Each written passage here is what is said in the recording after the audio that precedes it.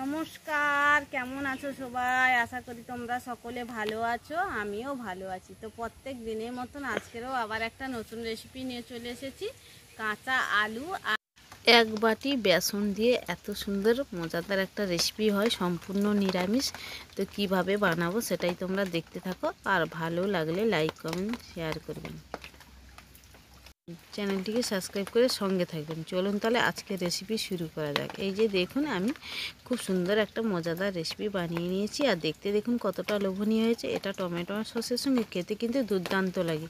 তো আজকে রেসিপিটা শুরু করব। এই যে দেখুন, রেসিপিটার জন্য নিয়েছি আলু, কুচি কুচি করে কেটে নিয়েছি, এইভাবে ঝুরো ঝুরো করে কেটে নিতে হবে।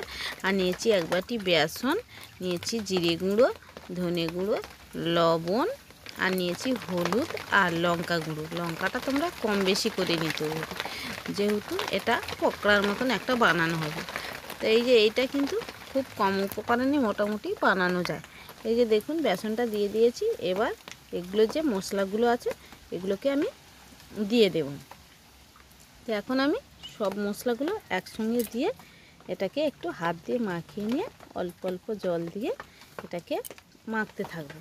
এই যে দেখুন, এইভাবে কিন্তু মাখিয়ে নিতে হবে প্রথমে, তারপরে অল্প অল্প জল দেব আর মাখাতে থাকবো। এই যে দেখুন, মাখানো আমার হয়ে গেছে। এবার সেই বাটিটা ধুয়ে অল্প অল্প জল দিয়ে মাখাতে থাকছি। এই দেখুন, এইভাবে কিন্তু একটু সময় ধরে মাখিয়ে নিতে হবে। আর মাখানোটা হয়ে গেলে এই যে দেখুন হয়ে গেছে। এবার এটাকে আমি আধ ঘন্টার জন্য ঢেকে রেখে দেব।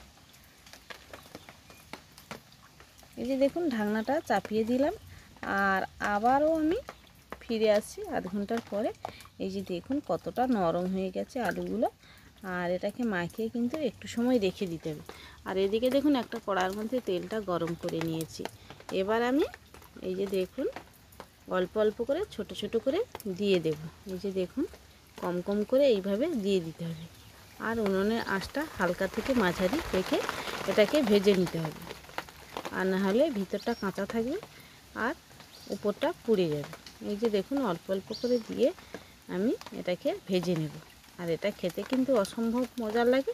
আর যারা নিরামিষ খাও, তো এইভাবে নিরামিষ দিনে ঝটপট এই রেসিপিটা একবার হলে বাড়িতে ট্রাই করতে পারেন।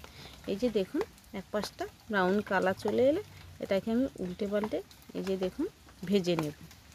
এটাকে কিন্তু এইভাবে উল্টে পাল্টে ভেজে নিতে হবে।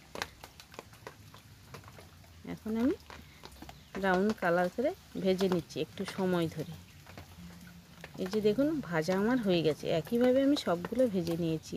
আর দেখতে দেখুন কতটা লোভনীয় হয়েছে। এখানে আমি টমেটো সস নিয়েছি। এই সসের সঙ্গে পরিবেশন করলে দারুণ খেতে লাগে। তো বাড়িতে অন্তত একবার ট্রাই করবেন। আর আজকের রেসিপিটা আমার কেমন হয়েছে অবশ্যই কমেন্ট করে জানাবেন। ভালো লাগলে লাইক কমেন্ট শেয়ার করবেন, চ্যানেলটিকে সাবস্ক্রাইব করবেন। দেখা হবে পরবর্তী ভিডিওতে। ততক্ষণ ভালো থাকবেন।